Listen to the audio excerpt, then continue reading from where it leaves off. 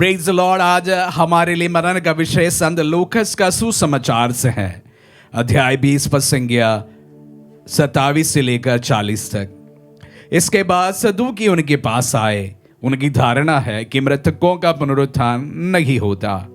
उन्होंने ईसा के सामने यह प्रश्न रखा, गुरुवर, मूसा ने हमारे लिए नियम बनाया, यदि किसी का भाई अपनी पत्नी के रहते निस्संतान मर जाए तो वह अपने भाई की विधवा को ब्याह कर अपने भाई के लिए संतान उत्पन्न करे। 7 भाई थे।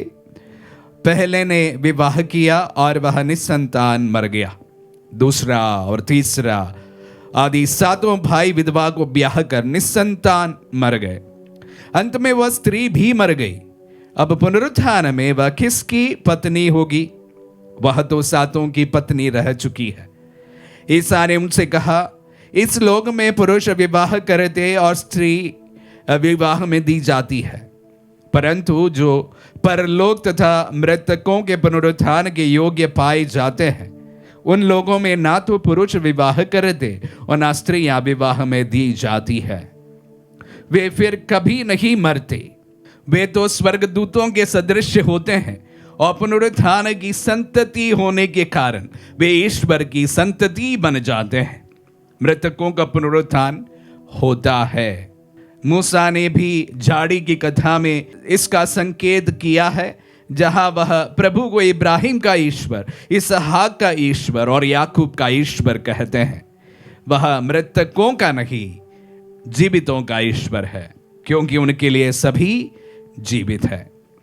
इस पर कुछ शास्त्री ने उनसे कहा, गुरुवर, आपने ठीक कहा। इसके बाद उन्हें ईसा से और कोई प्रश्न पूछने का साहस नहीं हुआ। क्रिस्त में प्यारे भाई और बहनों, आज सुसमाचार में सदूकी लोग प्रभु के पास आते हैं। बड़ी चालाकी के सामने उनके सामने एक विचित्र सवाल रख देते हैं। थोड़ा बैकग्राउंड बताना चाहूंगा कि सदूकी लोग जो है पुनरुत्थान पर विश्वास नहीं करते थे। शास्त्री और सादुकी, शास्त्री लोग विश्वास करते थे, लेकिन सादुकी जो है वे मरणोपरांत जीवन पर विश्वास नहीं करते थे। 2000 वर्ष पूर्व भी ऐसे लोग हुआ करते थे जो पुनरुत्थान पर विश्वास नहीं करते थे। एक अलग से पंथ उन्हें माना जाता था। इतना ही नहीं, अगर बाइबल के और भी पीछे जाए, वेस्टर्न लिटरेचर जो है उसे भी यही माना जाता है, उसका लेखक जो है वे भी पुनरुत्थान पर विश्वास नहीं करते हैं।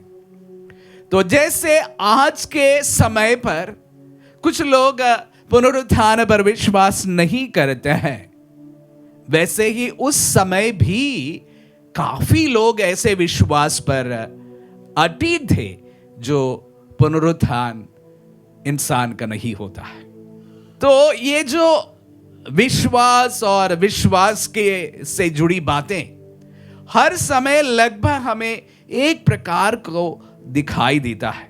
कुछ लोग विश्वास करते हैं और कम से कम कुछ लोग जो मान्यता है उसको नहीं मानते हैं। खैर, ये हमारा सवाल नहीं है। प्रभु के सामने वह एक सवाल करते हैं और यह बड़ा विचित्र सवाल भी है, जो वहां चल रही एक प्रथा पर आधारित था कि अगर कोई स्त्री को विवाह करे और वह पुरुष की मृत्यु हो जाए, तो अगर वह निस्संतान मरता है तो उसकी पत्नी उसके भाई को ब्याह करती है। ऐसे 7 भाई थे, 7 की मृत्यु हुई और वे सब निस्संतान मर गए। तो इसलिए सदूकी उनके सामने आकर पूछते हैं कि पुनरुत्थान के बाद गुरुजी बताइए यह किसकी पत्नी होगी? हालांकि वे 7 की पत्नी तो रह चुकी है। प्रभु बड़े ही अच्छी तरह से हमें समझाते हैं, जो रिश्ते होते हैं इस भूमि तक सीमित होती है, इसके आगे हमारा कोई रिश्ता नहीं है। अगर वह पत्नी नहीं है तो वह बेटी भी नहीं है, वह मां भी नहीं होगी। रिश्ते जो है इस भूमि तक सीमित है और इस भूमि के आगे जो है इन तमाम रिश्तों का कोई महत्व नहीं है। हालांकि मैं इन बातों को बड़े आधिकारिक रूप से नहीं कह सकता, मैं बस इतना ही कह सकता हूं जो प्रभु ने हमारे सामने रखे हैं। प्रभु ने हमारे सामने यही बात को रखे हैं कि वह किसी का भी पत्नी नहीं कहलाई जाएगी। अगर वह किसी का भी पत्नी नहीं है तो वह बेटी भी नहीं है और मां भी नहीं है। कहने का तात्पर्य है या लॉजिक इससे जो निकलता है वह यह है कि रिश्ते इस भूमि तक सीमित है। भूमि के बाद, मृत्यु के बाद हम और प्रभु, शायद यही एकमात्र रिश्ता बच जाता है। मैं बड़े ही आधिकारिक तौर पर या पूरे क्या कहते हैं प्रमाण के साथ बातें आपके सामने नहीं रख पाऊंगा, क्योंकि मैंने ना तो ये देखा है ना तो ये अनुभव किया है। लेकिन प्रभु की बातों को अगर हम लिए जाए तो यही बात हमारे सामने आती है। तो प्यारे भाई और बहनों, कुछ भी आगे कहने से पहले फिर से मैं याद दिलाना चाहूंगा, हम सब के जो रिश्ते हैं ये इस जीवन तक सीमित है। यह रिश्ता हमें इसलिए प्राप्त हुआ है कि हमें जीवन है। अगर जीवन नहीं होता तो रिश्ते नहीं होते। मृत्यु के बाद जो शरीर रखा जाता है इसे कभी हमारे रिश्ते के अनुरूप नहीं देखा जा सकता है। प्यारे भाई और बहनों, रिश्ता जो है इस जीवन तक सीमित है। रिश्ता जो निभाना है इस जीवन तक निभाना है। बाकी सब बातें कहने को सिर्फ होता है। अगर हमें किसी से प्यार करना है, किसी से हमें क्षमा मांगनी है, किसी के साथ और भी मधुर तरीके से हमें पेश आना हो, किसी को हमें कुछ देना हो, ये सब इस जीवन तक सीमित है। मृत्यु के बाद कुछ भी संभव नहीं है।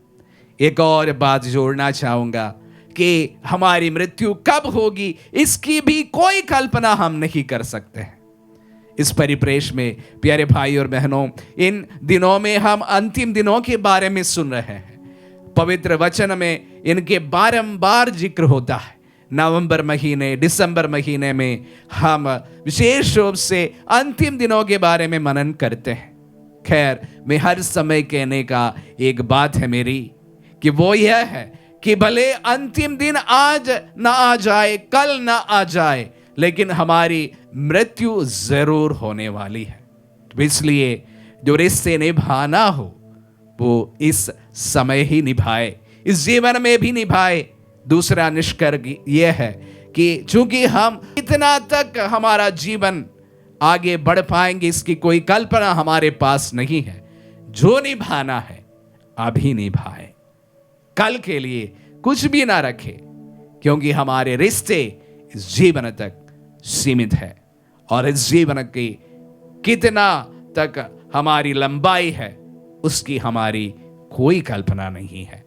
तो प्यारे भाई और बहनों, दोहराना चाहूंगा, आपको आपके जीवन में किसी के साथ में भी रिश्ते निभाना हो तो कल के लिए वो न टाले, आज ही रिश्तों को निभाए। आमीन।